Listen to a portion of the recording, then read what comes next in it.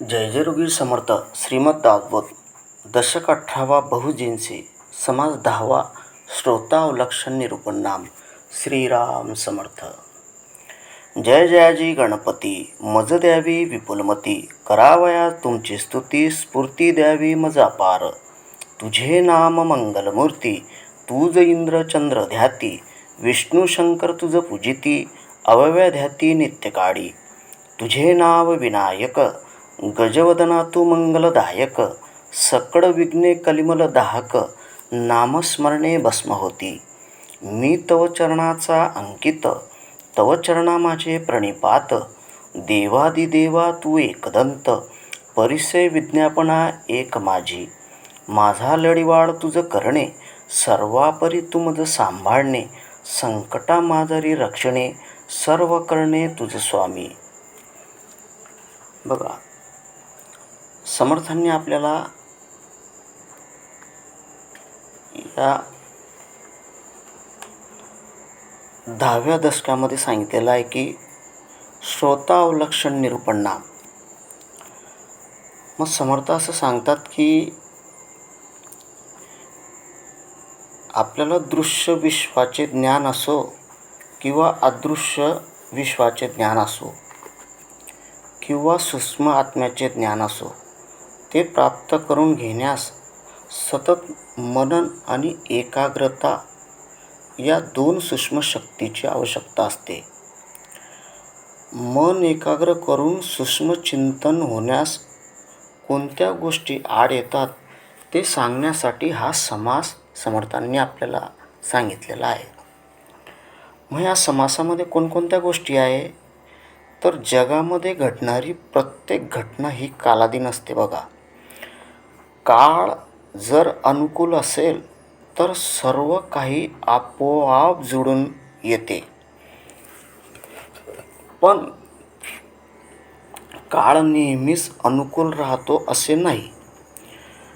जगामध्ये प्रत्येक माणसाला दुसऱ्याकडून काही ना काही शिकावे लागते किंवा दुसऱ्याकडून श्रवण करून व दुसऱ्याचे पाहूनच कोणताही मनुष्य स्वतः शहाणा बनत असतो.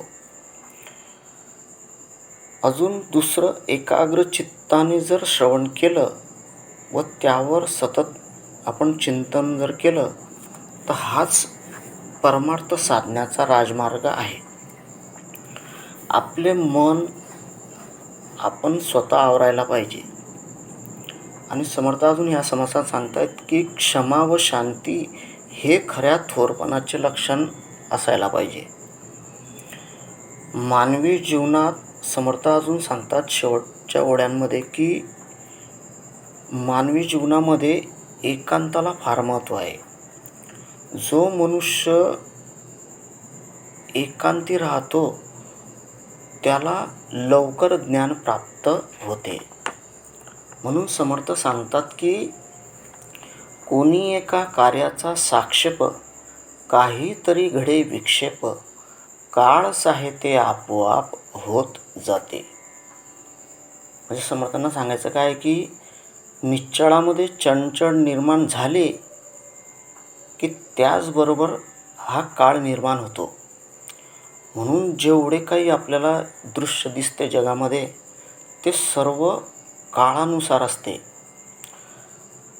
काळ जर अनुकूल असला किंवा प्रतिकूल असला तो नेहमीच अनुकूल नसतो किंवा प्रतिकूल नसतो. तो अनुकूल असेल तर सर्व काही आपोआप घडून येतं राहते. म्हणून शहाणी माणसं जी असतात ना, ते आपल्याला यश येण्यासाठी अनुकूल काळाची वाट पाहत राहतात. म्हणजे समर्थांनी इथं काळाचं महत्त्व सांगितलेलं आहे आपल्याला की काळ किती महत्त्वाचा असतो. म्हणून समर्थ सांगतात की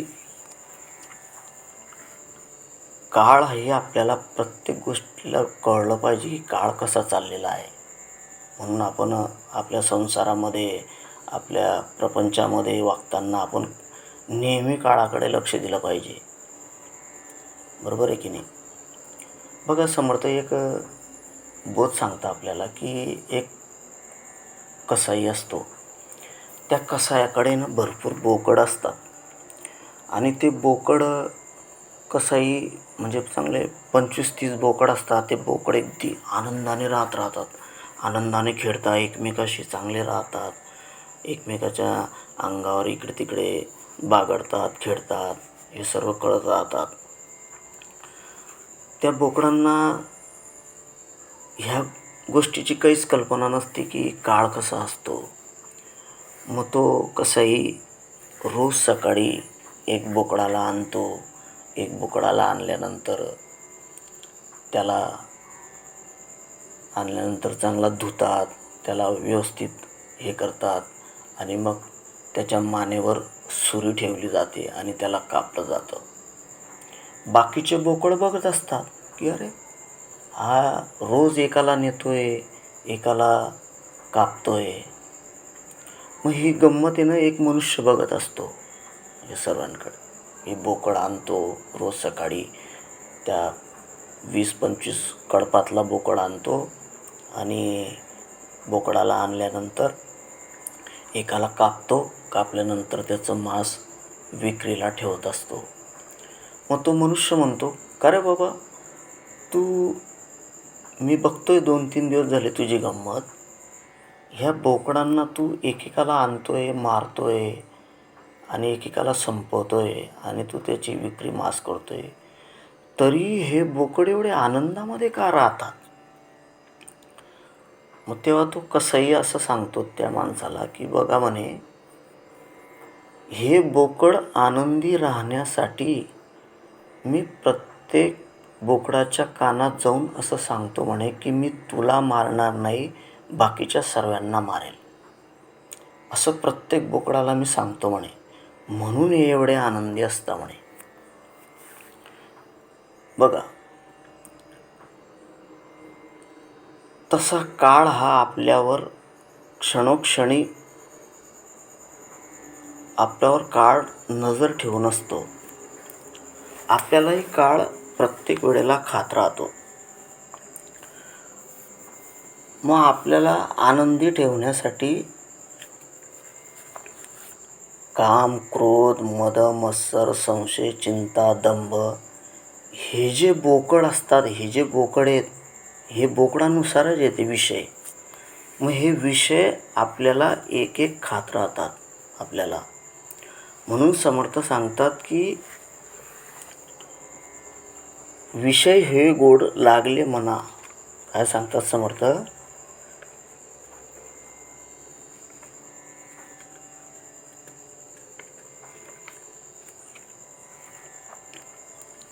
विषय हे गोड लागले मना,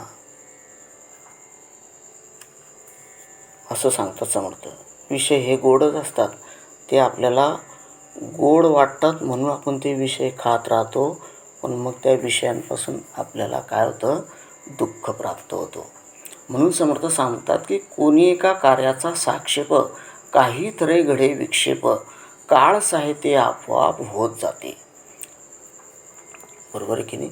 म्हणून काळाबरोबर चालण्यासाठी आपल्याला काय असावं लागतं? आपण नेहमी भक्ती मार्गामध्ये असावे. म्हणून समर्थ सांगतात की आपण नेहमी भक्ती मार्गामध्ये असायला हवे. मग समर्थ अजून पुढे सांगतात, कार्यभाग होत चालिला, तेने प्राणी शोक झाला, विचारही सुचू लागला दिवसेंदिवस.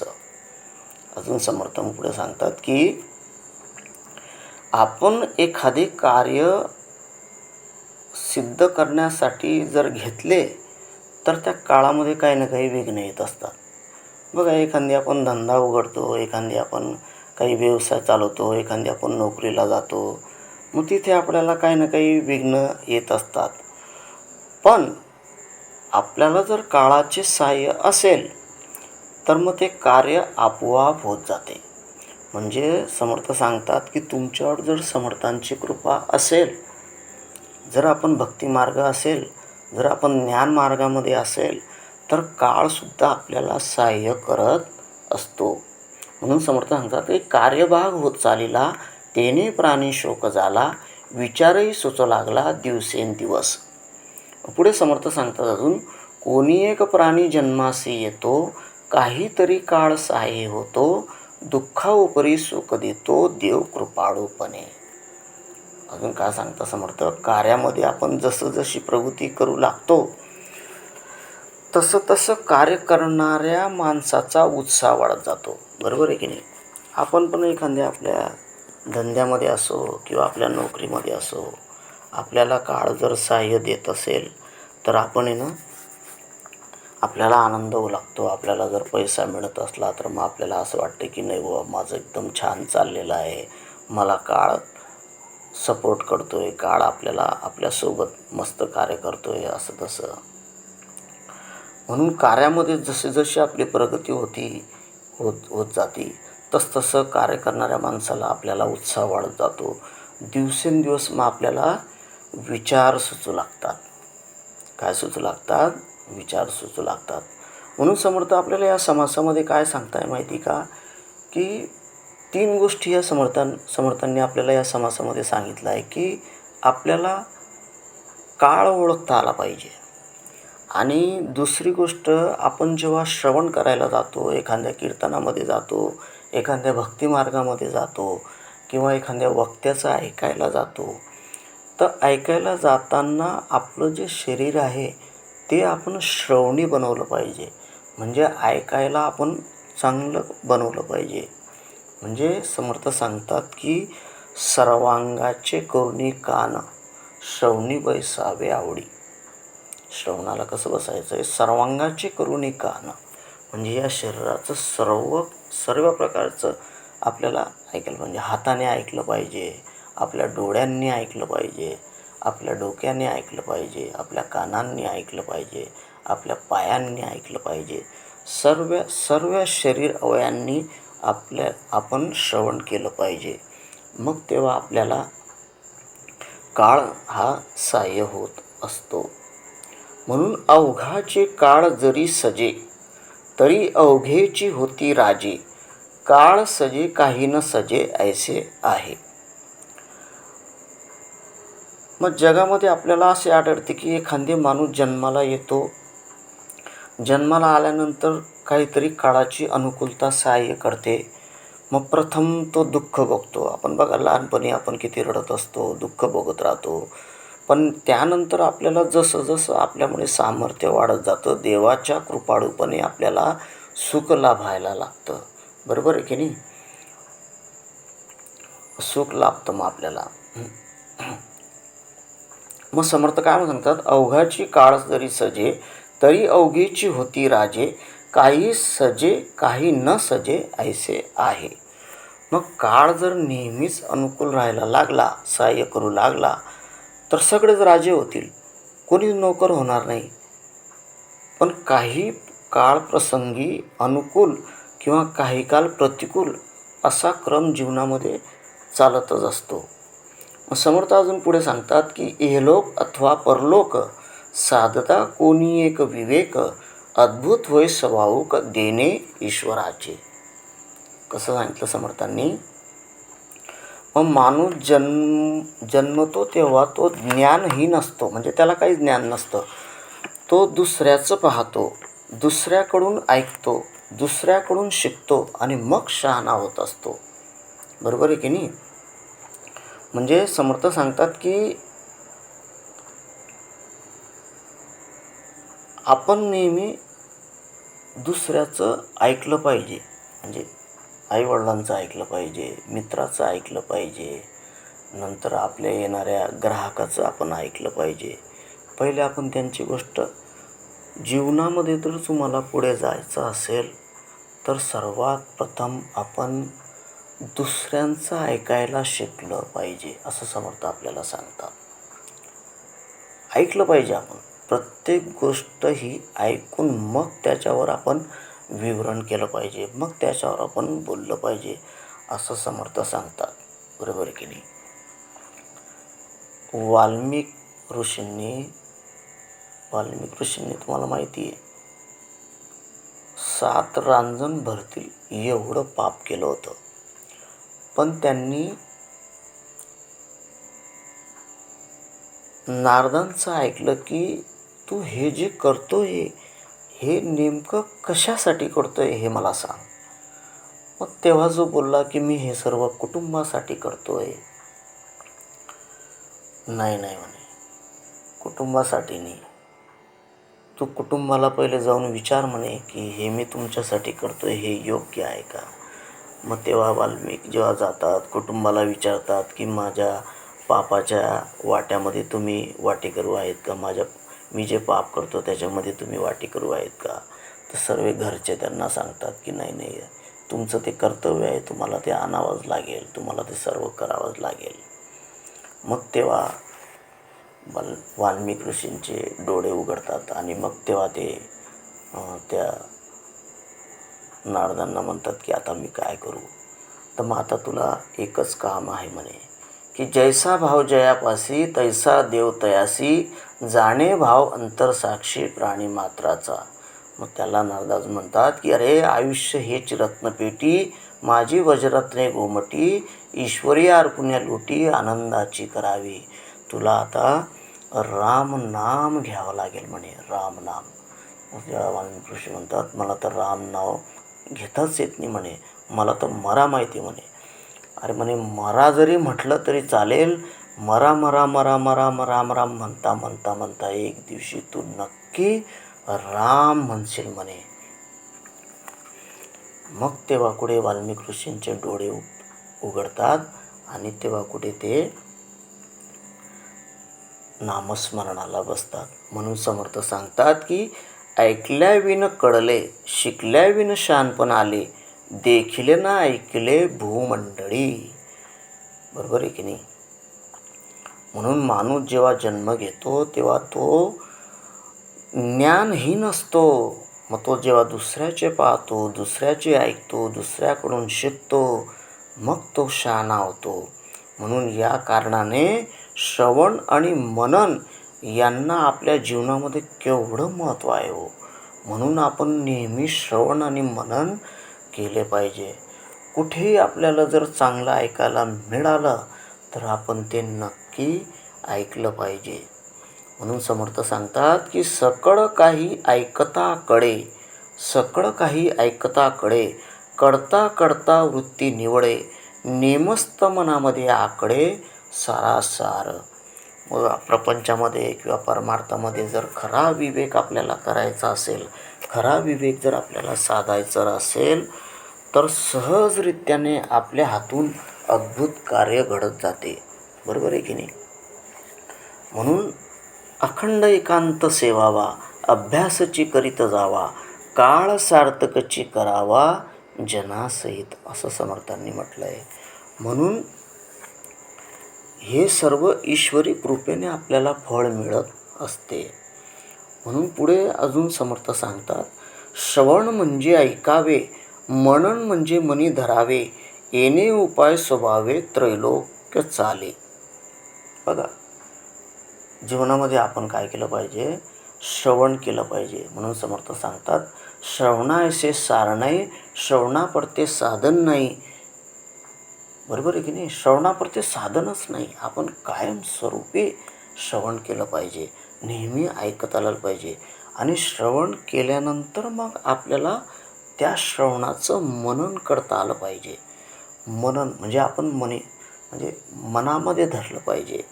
आणि येणे उपाय स्वभावे त्रैलोक्य चाले. मग आपण श्रवण आणि मनन जेव्हा करत जातो तेव्हा आपली जी वृत्ती आहे ती सगळी देवासारखी होत जाते. मग समर्थ अजून पुढे सांगतात की श्रवण म्हणजे एवढं सोपं वाटलं का हो तुम्हाला. नाही, श्रवण फार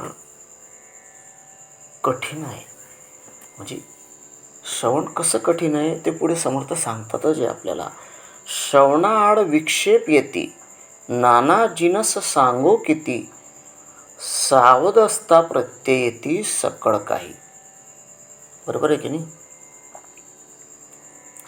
मग कोणाकडून ऐकल्या वाचून कळले, कोणाकडून शिकल्या वाचून शहाणपण आले, असे जगात कधी ऐकले न पाहिले आपण. बरोबर आहे की नाही. म्हणून दुसऱ्याकडून ऐकूनच सर्व काही आपल्याला कळू लागते.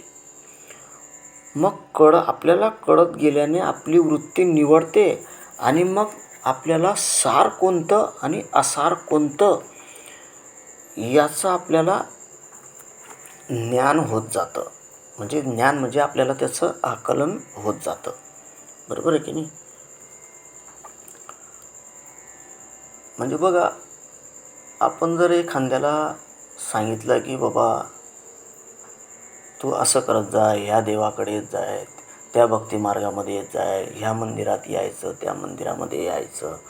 मग तो मनुष्य जेव्हा ऐकायला लागतो आपलं, तेव्हा तो त्या मंदिरामध्ये आल्यानंतर त्या मंदिराची त्याला पूजा समजते. त्या मंदिरामध्ये आपण कसं देवाला हार चढवतो, हे चढवतो, ते आपल्याला समजायला लागतं. मग मग आपण जसं जसं श्रवण करतो, श्रवणामध्ये मग आपल्याला उपासना कळायला लागते. असं काही आपल्याबरोबर सर्व होत राहतो. मग आपण मंदिरात गेल्यानंतर थोड्या दिवसांनी आपण मग एखादी कीर्तन चालू असतं, एखादी ठिकाणी श्रवण चालू असतं. मग ते आपण श्रवण ऐकायला सुरुवात करतो. मग समर्थ अजून पुढे सांगतात की श्रवणी लोक बैसले, बोलता बोलता एकाग्र झाले, त्या उपरी जे नूतन आले ते एकाग्र नव्हेती. बघा, उत्तम श्रवण घडण्यास शरीर व मन दोन्ही तत्पर असावी लागतात. म्हणून आपलं शरीर तत्पर नसेल तर श्रवणात कशा अडचणी येतात ते आपल्याला समर्थ सांगतात. मग श्रवणाचा उत्तम उपयोग होण्यासाठी ज्या अडचणी येतात त्याचे सारे प्रकार सांगणं का शक्य आहे का? भरपूर अडचणी येतात श्रवणामध्ये.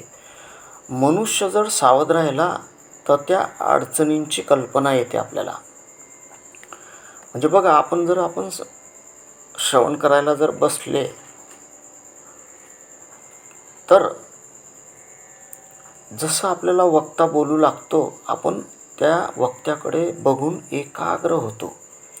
मग एकाग्र झाल्यानंतर जेव्हा लोक दुसरे उशिराने येतात तेव्हा ते आपली एकाग्रता भंग करत राहतात. बरोबर आहे की नाही? मग आपल्याला त्या लोकांचा त्रास होऊ लागतो. म्हणून समर्थ सांगतात की तुम्हाला श्रवणाला जर जायचं असेल तर सर्वात प्रथम लवकर वेळेच्या आधीन आपण श्रवणाला गेले पाहिजे, असं समर्थ सांगतात. मग काही काही श्रवणामध्ये उठून बाहेर चालले जातात. म्हणून समर्थ पुढची ओळ सांगतात, तर मनुष्य बाहेर हिंडून आले, नाना प्रकारीचे ऐकले, उदंड गलबलू लागले, उगे असेना. मग समजा आपलं काही काही श्रवणामधून अचानक उठून जाता, बाहेर चालले जातात. मग बाहेर गेल्यानंतर जे एकाग्र मनानं ऐकत असतात त्यांना आपला त्रास होत असतो. मग नंतर उशिरा येणारे एकाग्र नसतात, मग त्यांच्यामुळे आपल्याला किती त्रास होतो. बघा, एखादी गोष्ट आपण घरामध्ये चांगली महत्त्वाची गोष्ट बोलत असतो आणि महत्त्वाची गोष्ट बोलत असतानंतर मग तो मध्येच उठून तंबाखू खायला निघून जातो. मग बाहेर चालला जातो. मग थोड्या वेळाने येतो. मग तो म्हणतो, मला परत सांगा काय घडलं, परत सांगा काय गोष्टी झाल्या तुमच्या. याच्याने आपल्याला विघ्न येत असतात. मग समर्थ पुढे सांगतात की प्रसंग पाहून चालती, ऐसे लोक थोडे असती, श्रवणी नाना विक्षेप होती, ते हे ऐका. प्रसंग पाहून चालती, ऐसे लोक थोडे असती, श्रवणी नाना विक्षेप होती, ते हे ऐका.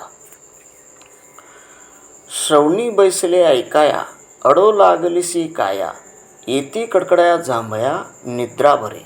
बघा, हा एक प्रकार समर्थांनी सांगितला की आपण जेव्हा श्रवणाला जातो, श्रवणाला गेल्यानंतर आपल्याला अडो लागलीसी काया, कुठेतरी आपण भिंतीचा आधार घेत राहतो, कुठेतरी आपल्याला कडकड्या जांभया येतील. मागच्या निद्रा निरूपणामध्ये समर्थांनी बी आपल्याला बरंचसं काही सांगितलं. असं जांभया येतात. मग आपल्याला जांभया काय येतात, तर आपलं मन एकाग्र होत नाही. कसं काय होत नाही? मन एकाग्र होत नाही. म्हणून समर्थ सांगतात की जयास वाटे सुखची असावे, त्याने रघुनाथ भजनी लागावे, स्वजन सकळई त्यागावे, दुःख मोडजे. आपण सर्व हे त्यागलं पाहिजे. म्हणून समर्थ पुढे सांगतात बैसले सूचित करुणी मना, परी ते मनची ऐकेना, मागे होते ऐकले नाना, तेची धरुणी बैसले. म्हणून समर्थ काय सांगतात की बैसले सूचित करुणी मना, एकच आपण धरून ठेवतो मनामध्ये, अरे हे सांगायला आलेले, हे तर मागे बी आलेले होते, यांचं तर आपण ऐकलेलं आहे, यांचं तर आपण बऱ्याच वेळा ऐकलेलं आहे, मग हे आता आपल्याला चांगलं सांगतील की नाही सांगतील, असं होईल की नाही तसं होईल, हे आपण असं धरून बसलो की मग आपल्याला ते श्रवण होत नाही, ते आपल्याला श्रवण बिलकुल होणार नाही. म्हणून समर्थ पुढे सांगतात की तत्पर केले शरीर, परी मनामध्ये अनेक विचार, कल्पना कल्पितो विस्तार, किती म्हणून सांगावा. तत्पर केले शरीर, मग शरीर अगदी आपण आवरून ऐकायला बसले आणि मन काहीतरी इतरच भटकू लागले तर मग आपल्याला श्रवण व्यवस्थित होणार नाही. मग जे जे काही श्रवणी पडले तितके समजून विवरले, तरीच काही सार्थक झाले निरूपणी. बरोबर आहे की नाही. मग मन जर दिसत असते तर मग त्याला धरता आले असते. मग मन जर आपल्याला धरता येत नाही, दिसत नाही, तर त्याने आवरावे. म्हणून समर्थ सांगतात आपले मन आपण आवरून विवेकाने ते अर्थ शोधण्याकडे लावले पाहिजे. मग निरूपणी येऊनी बैसला, परी तो उदंड जेवून आला, बैसताच कासावीस झाला तृषा कांत. बघा समर्थ हे आपल्याला पुढे सांगतात की आपण जेव्हा निरूपणाला जातो ना, आपण तेव्हा भरपेट जेवण करून जातो. मग समर्थ सांगतात की भरपेट जेवण करून जाऊन आपल्याला आपलं श्रवण व्यवस्थित होणार नाही. मग आपल्याला जे श्रवणाची आवड आहे ती आपल्याला तृषाकांत देणार नाही. म्हणून समर्थ पुढे सांगतात की आधी उदक आणविले, घडघडा उदंड घेतले, तेने मडमडू लागले, उठून गेला. बघा काही काही लोक श्रवणामध्ये ना पाणी आणतात, पाणी आणल्यानंतर मग ते पाणी पिऊन घेतात, गडगडी लागतात.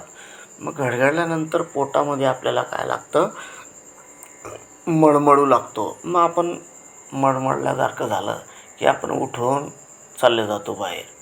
हे जे सर्व प्रकार समर्थ सांगतात हे तुम्हाला त्रासदायक आहे, श्रवणासाठी त्रासदायक आहे. म्हणून समर्थ सांगतात की येच क्षणी मरून जासी, तरी तू रघुनाथी अंतरलासी, माझे माझे म्हणतोसे म्हणून या. बरोबर आहे की नाही. मग तुला जर श्रवण करायचं असेल तर तू शांत चित्ताने, एकाग्र चित्ताने श्रवण केले पाहिजे. समर्थ पुढे सांगतात की करपट ढेकर उचक्या देती, वारा सरता मोठी फजिती, क्षणाक्षणा उठून जाती लघुशंकेशी. बघा श्रवणामध्ये हा एक अजून फार त्रास सर्वांना आहे की मनुष्य लघुशंकेला निघून जातो. म्हणून समर्थ सांगतात की श्रवणामध्ये येताना आपण हे सर्व कार्य करून यायचे. पाणी तर आपण पिलं नाही पाहिजे. पाणी आपण जर पाणी पिलं तर मग आपल्याला लघुशंका होणार. मग आपल्याला भर त्या श्रवणामधून आपल्याला उठून बाहेर जावं लागते आणि मग आपलंही श्रवण जातं आणि दुसऱ्यांचंही श्रवण त्यामध्ये जात असतं. म्हणून दिसेने कासावीस केला, अवघेचे सांडून धाविला, निरूपणी प्रसंगी निघून गेला अखंड ऐसा. म्हणून त्या निरूपणामध्ये आपल्याला उठून जावं लागतं. पुढे समर्थ अजून सांगतात की दृष्टांती काही अपूर्व आले, अंतःकरण तेथेच राहिले, कोठवरी कार्य काय वाचिले काही कळेना. मग जेव्हा आपण बाहेर गेलेलो असतो, बाहेर आपले 5-10 मिनटं चालले गेलेले असतात, मग जेव्हा आपण परत येऊन बसतो तर मग आपल्याला नेमकी कोणती ओढ चालू आहे, कोणतं श्रवण चालू आहे, कोणतं समर्थ आपल्याला सांगताय हे आपल्याला बिलकुल कळत नाही. मग आपण जेव्हा निरूपणी येऊनी बैसला, तो विंचवे फणकाविला, कैसे निरूपण झाला कासावीच. बऱ्याचशा निरूपणामध्ये, बऱ्याचशा कीर्तनामध्ये कोणाकोणाला विंचू चावतो. विंचू चावल्यानंतर मग काय हाल होतात तुम्हाला तर माहिती आहे. काळ हा पण एक विंचू आहे. तो काळ जसा आपल्यावर घाला घालतो, हा विंचूसारखाच काळ आपल्यावर घाला घालीत असतो. म्हणून आपल्याला विषय काय सांगत राहतात की तू श्रवणामध्ये बसू नको, चांगलं ऐकू नको, तू विषयांकडे ये, तू पिक्चरकडे बघ, पिक्चरला जा, मोबाईल खेळ, मोबाईल खेळल्यानंतर मग अजून इतर कामामध्ये लाग. पण समर्थ सांगतात की इतर कामांपेक्षा आपल्याला श्रवण फार हे महत्त्वाचे असते. मग समर्थ पुढे म्हणतात की पोटामध्ये तिडीक उठली, पाठीमध्ये करक भरली, चालक चिखल्या पुडी झाली बैसवेना. बघा, हे शरीराचे भाग दाखविले. आपल्या शरीरामध्ये काय काय होत राहतं. पोटामध्ये तिडीक उठली, आपल्या पोटामध्ये काही ना काही तिडीक उठली, पाठीमध्ये करक भरली. दिवसभराचा जो आपला कामाचा ताणतणाव असतो त्याच्यामुळे आपण पाठीमध्ये आपल्याला करक भरते. म्हणून समर्थ सांगतात की श्रवणामध्ये बसताना आपण एकदम ताठ बसलं पाहिजे, एकाग्र मनाने आपण श्रवण केलं पाहिजे.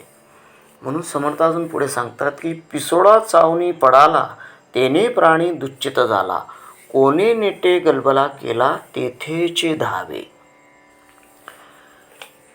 बघा, समर्थ काय सांगतात की एखादा पिसोडा असतो, तो चावून पडाला तर मनाची एकाग्रता आपली भंगून जाते.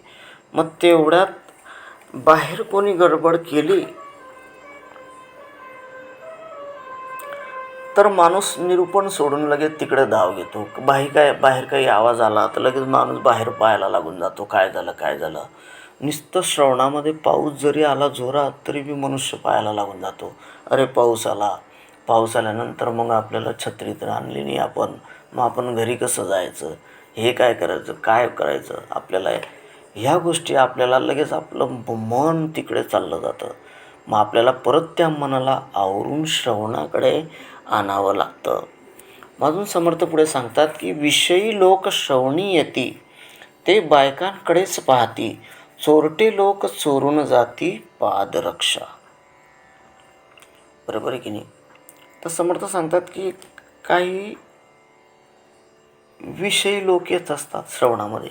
विषयी लोक म्हणजे ज्यांच्या अंगी काम, क्रोध, मद, मत्सर, संशय, चिंता हे असे लोक जे असतात ते विषयामध्ये येत राहतात. म्हणून समर्थ सांगतात की स्मरण देवाचे करावे, अखंड नाम जपत जावे, नामस्मरणे पावावे सकळ काही. बरोबर आहे की नाही. म्हणून समर्थ सांगतात की काहीच न करुणी प्राणी, राम नामे जपे वाणी, तेने संतुष्ट चक्रपाणी, भक्ता लागी सांभाळी. म्हणून आपण विषय सोडून आपण श्रवणाकडे लागलं पाहिजे. कारण आपल्याला श्रवण काय करतं, नामस्मरण देत असतात. कारण समर्थ सांगतात की नामस्मरणे निरंतर, ते जाणावे पुण्य शरीर, महादोषाचे गिरीवर, राम नामे नासती. श्रवणामध्ये आपल्याला राम नाम हे अत्यंत आवश्यक आहे. मग पुढे समर्थ सांगतात की विषयी लोक श्रवणी येती, ते बायकाकडेच पाहती, चोरटे लोक चोरून जाती पादरक्षा. बघा, काही काहींना सवय असते की आपल्या श्रवणाला आलेल्या लोकांचे कोणी बुटं घेऊन जातील, कोणी चप्पल घेऊन जातील, सर्व त्याच्याकडे लक्ष, श्रवणाकडे लक्ष देत नाही. म्हणून समर्थ सांगतात की हे असं आपण कुठलंच कार्य करायला नको. होय नवे वाद विवाद, तेने उदंड झाला खेद, शिव्या गाडी अपमाद होता चुकला, कोणी निरूपणी बैसती, सावकाश गोष्टी लाविती, हरिदास ते रे करती पोटासाठी. बघा, एखादा वक्ता आलेला असतो, तो आपल्या पोटतिडकीने आपल्याला सांगत असतो, निरूपण सांगत असतो, आपल्याला समर्थांच्या गोष्टी सांगत असतो, देवाचं सांगत असतो. पण ते न आपण ऐकता आपण त्याच्याकडे बिलकुल लक्ष देत नाही. बहुत जाणते मिळाले, एकापुढे एक बोले, लोकांचे आशय राहिले कोण जाणे. बहुत जाणते मिळाले, एकापुढे एक बोले, लोकांचे आशय राहिले कोण जाणे. माझे होय तुझे नव्हे, ऐसी अखंड जयास सवे, न्याय न्यायनीती सांडून धावे अन्यायाकडे. आपल्या थोरपणासाठी आचावाच्या तोंडपिटी, न्याय नाही ते शेवटी परम अन्यायी. बरोबर आहे की नाही? माझेच म्हणणे खरे, तुझे म्हणणे खरे नाही, असा एका धरण्याची सतत सवय काही लोकांना असते. अशी माणसे न्यायनीती सोडून अन्यायाकडे धाव घेत असतात. आपल्याला मोठेपणा यावा यासाठी काही माणसं आचावाचा बोलत सुटतात. त्यांचे बोलणे काही न्यायाचे नसते बरं का. अखेर ते अगदी अन्यायाने ठरते. एक जण गर्वाने बोलत सुटतो तर दुसरा भयंकर संतापतो. अशा प्रकारच्या श्रोत्यांमध्ये खरा कोण व खोटा कोण हे सांगणे आपल्याला कठीण होऊन जाते. म्हणून एकेकडे अभिमान उठे, दुसरीकडे उदंड पेटे, ऐसे श्रोते खरे खोटे कोण जाणे. म्हणून जाणते विचक्षण, ते आधीच धरती नेनपण, मूर्ख टोनपा आपण काहीच नाही. म्हणून आपणावनी देव थोर, ऐसा जयाचा कळला विचार, सकळ काही जगदांतर तेही राखावे. बरोबर आहे की नाही? म्हणून जो खरा शहाणा वक्ता असतो तो स्वतःकडे अजाणतेपणा घेऊन बोलायला सुरुवात करत असतो. कोणी त्याचा अपमान केला तरी तो शांतपणे अपमान गिळतो. हे थोरपणाचे चिन्ह आहे. लोकांचे गिळून त्यांना सन्मार्गाने लावणे हे समर्थांचे खरे लक्षण आहे. म्हणून सभेमध्ये कडो झाला, शब्द येतो जाणत्याला, अंतर राखू नाही शिकला कैसा योगी. वैर करिता वैरची वाडे, आपणास दुःख भोगणे घडे, म्हणून शहाण्याचे कुकडे कडो आले. म्हणून अखंड आपणा सांभाळीती, क्षुल्लक पण येऊ निदिती, थोर लोकाच क्षमा शांती अगत्य करणे. बरोबर आहे की नाही? म्हणून जे खरे जाणते व शहाणे असतात ना, तरी प्रथम स्वतःकडे निंतेपणा घेतात. आपण मूर्ख आहोत, अज्ञानी आहोत, आपण कोणीच नाही अशी भूमिका ते घेत असतात. खरं तर आपल्याहून देव थोर आहे हा विचार त्याला खऱ्या अर्थाने समजलेला असतो. तो सगळ्या लोकांचे अंतःकरण सभेमध्ये सांभाळत असतो. जर सभेमध्ये भांडण निर्माण झाले तर त्याचा दोष जाणत्याकडे जात असतो. म्हणून जे लोकांचे अंतःकरण सांभाळतात ती योगी म्हणून घेण्यास योग्य असतात. म्हणून जो खरा थोर असतो तो नेहमी आपला थोरपणा सांभाळून वागत असतो. आपल्याकडे हीनपणा तो येऊ देत नाही. थोर लोकांच्या वागण्यात क्षमा व शांती हे गुण अति आवश्यक असतात. म्हणून समर्थ सांगतात की अखंड आपणा सांभाळीती, क्षुल्लकपणे येऊ नेदिती, थोर लोकास क्षमा शांती अगत्य करणे. अवगुणापासी बैसला गुणी, अवगुण करतो तक्षणी, विवेकी पुरुषाची करणी विवेके होते. म्हणून अवगुणापासी बैसला गुणी. जर अवगुणापासी जर गुणी बैसला तर तो गुणी मनुष्य त्या अवगुणाला चांगलं करत असतो. म्हणजे अवगुणी माणसाच्या संगतीला गुणवान माणूस राहिला तर त्याला अवगुण ताबडतोब ध्यानात येतो. जो विवेकी बनतो त्याच्या हातून विवेकी पुरुषासारखेच वर्तन घडत असते. म्हणून समर्थ सांगतात उपाय पर्याय दीर्घ प्रयत्न, विवेक बडे नाना यत्न, करील तयाचे महिमान तोची जाणे.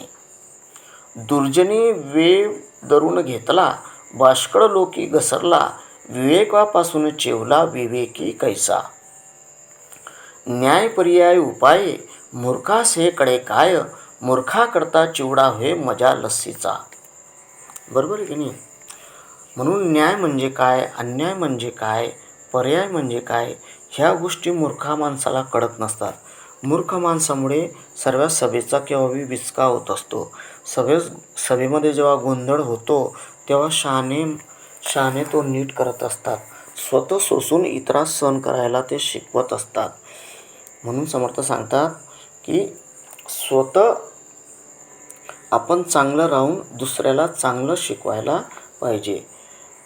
मग ते शहाणे नीट करीती, स्वये साहून सहाविती, स्वये करून करविती लोकान करवी. पृथ्वीमध्ये उदंड जन, जनामध्ये असती सज्जन, जयाकरिता समाधान प्राणी मात्रांसी. बरोबर आहे की नाही. पृथ्वीमध्ये उदंड जन, पृथ्वीमध्ये भरपूर लोक आहे. मग ह्या सर्व लोकांना आपल्याला श्रवणाला लावायचे. म्हणजे समर्थ सांगतात की ह्या सर्व जगाला आपल्याला श्रवणाला लागायचं आहे. म्हणून समर्थ सांगतात की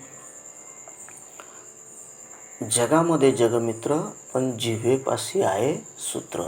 आपली जर जिव्हा चांगली असेल तर आपण सर्व लोकांना एकत्र आणू शकतो. तो मनोगतांची अंगे जाणे, मान प्रसंग समय जाणे, समतत्ता लागी निवू जाणे नाना प्रकारे. म्हणजे सज्जन म्हणजे संत, संताला लोकांचे अंतःकरण बरोबर कळते. मान प्रसंग काळवेळ त्याला बरोबर समजत असतात. भडकलेल्या लोकांना कसे शांत करावे याचे अनेक प्रकार त्यांना माहीत असतात. मग ऐसा तो जाणता लोक, समर्थ तयाचा विवेक, त्याचे करणे काही एक जनास कळेना. बहुत जनास चालवी, नाना मंडळे हालवी, ऐसी समर्थ पदवी विवेके होते. मग समर्थ सांगतात असा जो ज्ञानी पुरुष असतो त्याचा विवेक फारच सामर्थ्य संपन्न असतो. त्याचे कार्य करणे लोकांना आकलन होते. तो अनेक लोकांना मार्गदर्शन करू शकतो, अनेक लोकांना लोकसंग्रह करू शकतो. अशा विवेकपूर्ण वागण्याने समर्थ ही पदवी मला प्राप्त होत असते. मग पुढे समर्थ सांगतात की विवेक एकांती करावा, जगदीश धारणेने धरावा, लोक आपला आणि परावा मनोची नये. म्हणून समर्थ सांगतात की विवेक एकांती करावा. मला आहे ना, जेव्हा आपण श्रवण करून आले, काही कीर्तनामध्ये ऐकून आले, कुठेही आपण जे करून आले ना, तेव्हा आपण घरामध्ये एकांतामध्ये बसून सर्व काही ते मनन चिंतन करायला पाहिजे. कारण तुकाराम महाराज तर म्हणतात की एकांतासी ठाव, तिही लोकी नाही वाव, असं समर्थ सांगतात. मग एकांत कोणी सेवन केला हो, तर एकांत वाल्मिकांनी सेवन केला. एकांत अजून कोणी सेवन केला, श्रीरामांनी सेवन केला.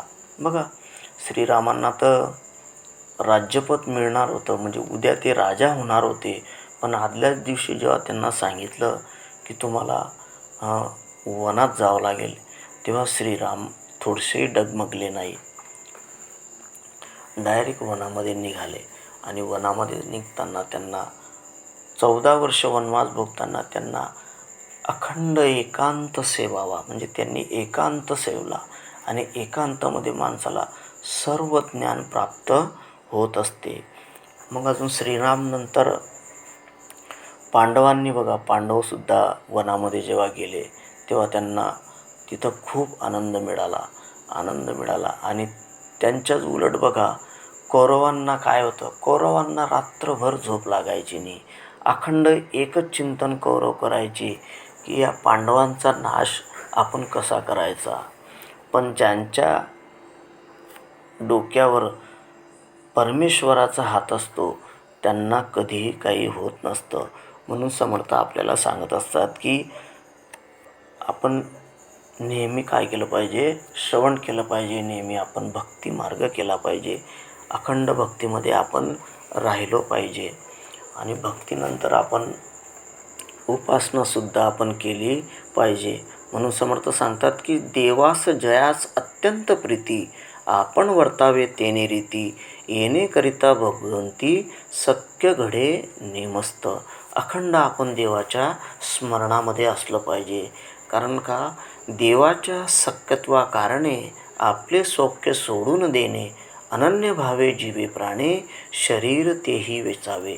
आपलं शरीर हे अखंड 24 तास परमेश्वराच्या सान्निध्यात आपण घातलं पाहिजे. म्हणून समर्थ अजून सांगतात की देवाच्या सख्यत्वासाठी पडाव्या जीवलगांच्या तुटी, सर्व अर्पावे शेवटी, प्राण तोही वेचावा. समर्थ सांगतात की आपला प्राणसुद्धा हा देवाच्या कार्यासाठी गेला पाहिजे. बरोबर आहे की नाही? म्हणून समर्थ सांगतात की दिसा माझी काहीतरी ते लिहावे, प्रसंगी अखंडित वाचित जावे. प्रसंग जसा असेल तसं आपण वागलं पाहिजे. म्हणून एखाद्याला आपण सांगतो ना की बाबा एखाद्याला आपण शिकवतो, पण आपण त्याला शिकवलेलं असतं, त्याला मोठं केलेलं असतं. मोठं केल्यानंतर तो मोठा झाल्यावर तो असं म्हणतो की नाही तुम्ही आम्हाला काही शिकवलं नाही, आम्ही आमचे शिकले. म्हणून समर्थ सांगतात की कोणी कोणाच्या आईच्या पोटामध्ये शिकून येत नसतं. आपण एकमेकांना सर्वजण एकमेकांना शिकवत असतो. म्हणून समर्थ सांगतात की सुकृत आहे तो भोगिती, सुकृत सरताच ढकलून देती, आपण देवते असती जैसे तैसे. बरोबर आहे की नाही? म्हणून समर्थ सांगतात की सगुण भक्ती ते चढे, निर्गुण भक्ती ते न चढे, हे अवघे प्रांजळकडे सद्गुरू केल्या. म्हणून आम्ही काय केलं पाहिजे? सद्गुरू केला पाहिजे. बरोबर आहे की नाही? म्हणून समर्थ पुढे सांगतात की एकांती विवेक ठायी पडे, एकांती यत्न सापडे, एकांती तर्क वावडे, ब्रह्मांड गोडी. काय सांगता समर्थ? की एकांती विवेक ठायी पडे. बघा समर्थ रामदास स्वामींना एकांत खूप आवडायचा. समर्थांनी जेव्हा याला टाकडीला आले तेव्हा टाकडीला समर्थांनी 12 वर्ष अखंड एकांत सेवन केलं. एकांतात राहून समर्थांनी श्रीराम जय राम जय जय राम, श्रीराम जय राम जय जय राम अखंड नामाचा जप समर्थांनी नामस्मरणामध्ये घेतला. म्हणून त्यांच्या अंगी एवढं सामर्थ्य आलं.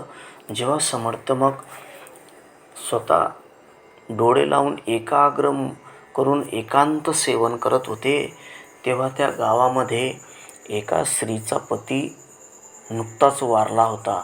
मग तो पती वारल्यानंतर ती स्त्री खूप रडायला लागली. त्या मेलेल्या माणसाच्या पुढे खूप रडायला लागली. ती म्हणायला लागली की आता माझं काय खरं आहे, माझं जीवन तर असंच गेलं, मी सुद्धा यांच्याबरोबर जाईल, मी सुद्धा स्वतःला मारून घेईल, असं जेव्हा ती बोलायला लागली तेव्हा ते गावातले लोक असं बोलायला लागले की हे बघ असं काही करू नको, आता तुझा पती तर वारला आहे, आता काय करणार पुढे. बघा म्हणे तो एक व्यक्ती अशी आहे म्हणे इथं, त्यांच्याकडे जाऊन बघशील तर काहीतरी होईल म्हणे. मग ती स्त्री जेव्हा त्या समर्थांकडे येते तेव्हा समर्थ डोळे लावून एकांत विवेक ठायी पडे, एकांती बसलेले असताना मनामध्ये श्रीराम जय राम श्रीराम जय रामचा जप जेव्हा चालू होता तेव्हा ती स्त्री समर्थांच्या पाया पडताच केपी समर्थ त्या स्त्रीला आशीर्वाद देतात की अखंड सौभाग्यवती भव. तेव्हा ती स्त्री म्हणते की अहो समर्था, तुम्ही हे काय बोलले अखंड, माझा पती तर आताच देवाज्ञा झाली माझ्या पतीला, तुम्ही असं काय बोलताय. तेव्हा समर्थांनी जेव्हा डोळे उघडतात तेव्हा समर्थ म्हणतात की हे मी नाही बोललेलो आहे, हे माझ्या अंतरीचा अंतरात्मा श्रीरामांनी असं म्हटलं आहे. मग जेव्हा समर्थ त्या स्त्रीबरोबर जातात, त्या व्यक्तीला जेव्हा बघतात तेव्हा समर्थ अंतर्मनामधून समर्थांनी जेव्हा ते पाणी स्वतःच्या सामर्थ्याचं पाणी जेव्हा त्या माणसाच्या अंगावर जेव्हा समर्थ शिंपडतात तेव्हा तो मनुष्य जागा होतो. म्हणजे समर्थांना सांगायचं काय की जेव्हा आपण श्रवणाला जातो, श्रवणाला गेल्यानंतर समर्थांचं पाणी जेव्हा आपल्या अंगावर पडतं, म्हणजे समर्थांचा दृष्टिक्षेप जेव्हा आपल्या अंगावर पडतो तेव्हा कोणी आपण मेलेले असतो. आपण अक्षरशः या संसाररूपी मायासागरामध्ये मेलेले असल्यामुळे अखंड आपण ढोरासारखे काम करीत असल्यामुळे आपल्याला समर्थ सांगतात की स्वतःला श्रवणामध्ये येऊन आपण मुक्तीचा मार्ग करून घ्या. म्हणून समर्थ सांगतात की एकांती विवेक ठाई पडे, एकांती यत्न सापडे, एकांती तर्क वावडे, ब्रह्मांड गोडी. म्हणून समर्थ सांगतात की एकांत यत्न सापडे. एकांतामध्ये आपल्याला सर्व गोष्टी आपल्याला सुचत असतात. सर्व गोष्टी आपल्याला आपल्या अभ्यासाचं एकांतामध्ये कळत असतं. जो कोणी अभ्यास करत असतो त्याला अभ्यासामध्ये बघा, शाळेमध्ये आपल्याला भरपूर मुलांबरोबर आपण राहत असतो, पण आपण जेव्हा शाळेमधून जेव्हा जो अभ्यास घेऊन येतो तेव्हा तो आपण घरामध्ये एकांतामध्ये जर केला तर आपल्याला त्या अभ्यासाचं फळ मिळत असतं. जेव्हा आपण एखाद्या नोकरीवर जातो, नोकरीवर जर आपल्याला खूप व्याप असतो, व्याप असल्यानंतर मग आपण जेव्हा घरी येतो, घरी आल्यानंतर आपण एकांतामध्ये जेव्हा विवरण करतो तेव्हा आपल्याला समजते की आपल्या नोकरीच्या ठिकाणी कोणकोण लोक येऊन गेले, कोण कोण आहे. आपण जेव्हा एखादी व्यवसाय करतो, व्यवसायाच्या ठिकाणी आपण अखंड लोकांशी भेटत राहतो, अखंड आपल्याला गिऱ्हाईक येत राहतात. मग जेव्हा आपण घरी येतो तेव्हा आपण अखंड एकांतात जर आपण विवरण केलं तर आपल्याला समजतं की आज आपल्याला दिवसभरामध्ये आपल्याला कोण कोण भेटले, कोण कोण आपल्याशी बोललं, कोण कोण आपल्याला पैसे दिले, कोण कोण हे केलं, तेव्हा मग आपल्याला सर्व कळत असतं. म्हणून समर्थ सांगतात की जेव्हा आपण श्रवणामध्ये जातो, श्रवणामध्ये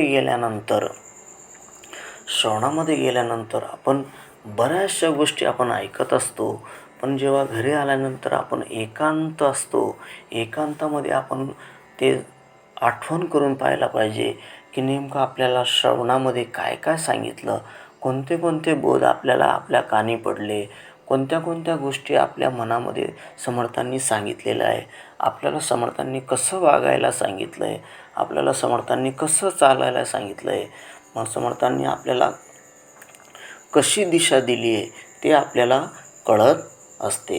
म्हणून समर्थ पुढे सांगतात की एकांती स्मरण करावे, चुकले निधान पडे ठावे, अंतरात्म्या सरीसे फिरावे काहीतरी. बघा समर्थ काय सांगतात की एकांती स्मरण करावे, चुकले निधान पडे ठावे. जे जे आपल्या चुका दिवसभरामध्ये होत असतात त्या चुका आपल्या नेमक्या कोणत्या घडलेल्या आहेत हे आपल्याला एकांतामध्ये कळत असतात. म्हणून पुढे समर्थ सांगतात की अंतरात्म्या सरीसे फिरावे काहीतरी. ही ओळ तर फार महत्त्वाची आहे. समर्थ आपल्याला एक फार मोठा बोध यातून देत आहे की समर्थ सांगतात की तुम्ही एकांतामध्ये बसायचं. एकांतामध्ये बसल्यानंतर तुमच्या मनाला जर असं वाटलं की मी राम आहे तर तुम्हाला ते राम म्हणून समजायला लागतं. मग राम म्हणून तुम्ही अखंड मनाच्या साहाय्याने त्या रामापर्यंत जाऊन पोचतात. मग तुम्ही स्वतःला राम समजू लागतात. मग राम समजल्यानंतर रामाचे गुण आपल्यामध्ये येत असतात.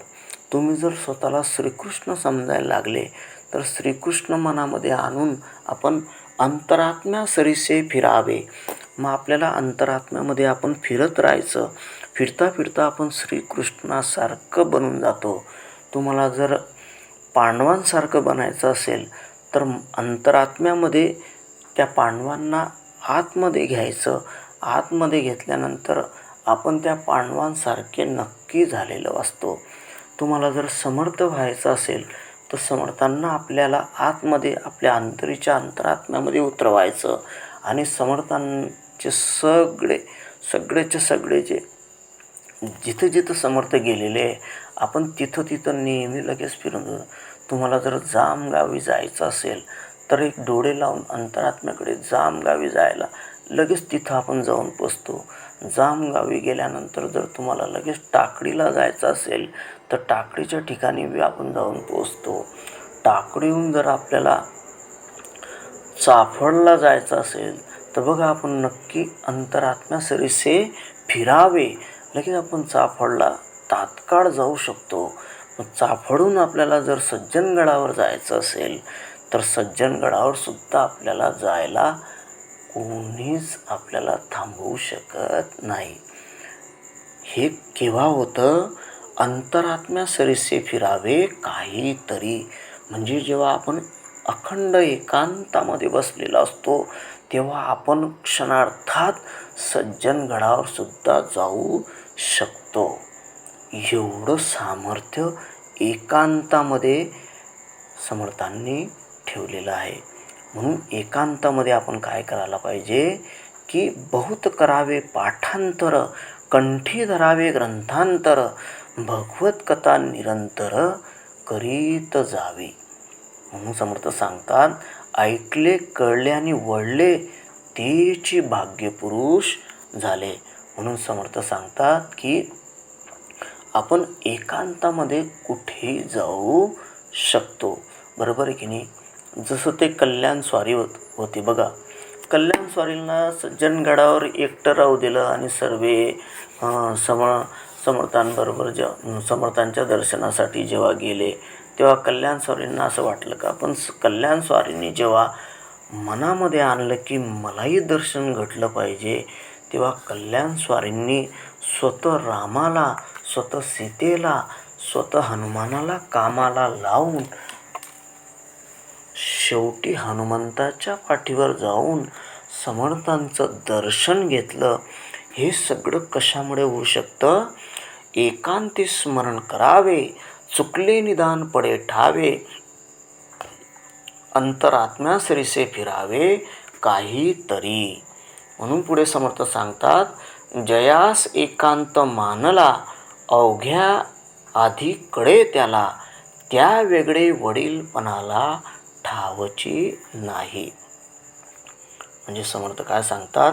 एकांतामध्ये विवेक करावा, भगवंताला मनात धारणेच्या जोरावर धरून ठेवावं. हा आपला आणि हा परका असा लोकांमध्ये भेद करूच नये. एकांतात विवेक बरोबर चालतो. एकांतात यत्न कोणता करावा ते आपल्याला समजत असते. एकांतामध्ये आपली बुद्धी सबंध ब्रह्मांड फिरून येऊ शकते. एवढं सामर्थ्य एकांतामध्ये आहे. म्हणून एकांतात बसून स्मरण करावे. म्हणजे आपल्या हातून बोलण्या चालण्याच्या झालेल्या चुका आपल्याला कळत असतात. एकांतामध्ये आपण अंतरात्म्या एवढे होऊन फिरून यावे. आपण त्याच्यासारखे व्यापक आणि जगदांतरी व्हावे. म्हणून समर्थ सांगतात की ज्या माणसाला एकांत आवडला त्याला सर्वांच्या अगोदर ज्ञान प्राप्त होत असते, सर्व ज्ञान. म्हणून अखंड आपण एकांत सेवन केला पाहिजे. पण बरेचसे काय म्हणतात, नाही मी सर्व लोकांसमोर सांगेल, मी सर्व लोकांसमोर बोलेल. पण तसं काही समर्थ सांगत नाही. म्हणून समर्थ काय सांगतात की अखंड आपण एकांत सेवन केला पाहिजे. तुकाराम महाराजांचंही बघावं, भंडाऱ्याच्या डोंगरावर ते तुकाराम महाराज अखंड एकांत सेवन करायचे. म्हणून पांडुरंग त्यांच्याशी प्रत्यक्ष बोलायचा. एवढंच नाही तर ज्ञानेश्वर माऊलीने तर 16व्या वयामध्ये अखंड एकांत सेवन केला.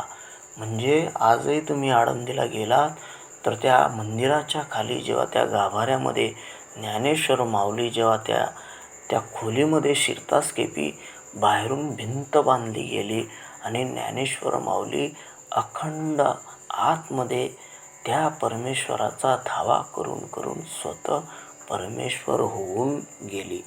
म्हणून समर्थ सांगतात की माणसाने अखंड एकांत सेवन केला पाहिजे. म्हणजे आपल्याला ज्ञान, भक्ती हे सगळं प्राप्त होत असते. म्हणून समर्थ सांगतात की देवाच्या इच्छेने वर्तावे, देव करील ते मानावे, मग सहजची स्वभावे कृपाळू देव. पुढे अजून समर्थ सांगतात, देव भक्ताचा कैवारी, देव पतितासी तारी, देव होय सहाय्यकारी अनाथांचा.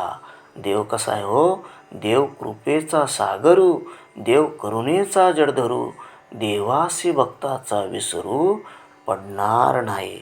म्हणून समर्थ सांगतात, एकांती स्मरण करावे, चुकले निदान पडे ठावे, अंतरात्म्या सरिसे फिरावे काहीतरी. जयास एकांत मानला, अवघ्या आधीकडे त्याला, त्या वेगळे वडीलपणाला ठावची नाही. म्हणून आतापर्यंत जगामध्ये जे जे थोर विचारवंत व संत होऊन गेले, त्या सर्वांनी काही ना काही काळ एकांत सेवन केलेलं आहे.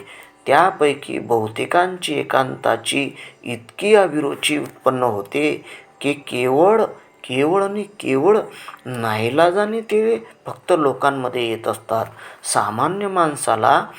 सामान्य माणसाला एकांताचे भय वाटते. आता सर्वजण जर एखादी गावाला जायचं असलं ना, आणि एकाला जर म्हटलं, ए बाबा तू घरी थांब रे, नाही नाही मी घरी थांबणार नाही, एकटाने थांबणार मी, मला भीती वाटते. पण तसं नाही, सामान्य माणसाला एकांताचे भय वाटते. ह्यासाठी एकांताचा फायदा होण्यास एकांती पचनी पडणे अवश्य असते. एकांतावर ज्याचे अतिप्रेम असते तो मूर्तिमंत देवच होय. म्हणून समर्थ सांगतात, इति श्री दासबोधे गुरुशिष्य संवादे दशक 10वा श्रोता अवलक्षण निरूपण नाम समास 10वा. जय जय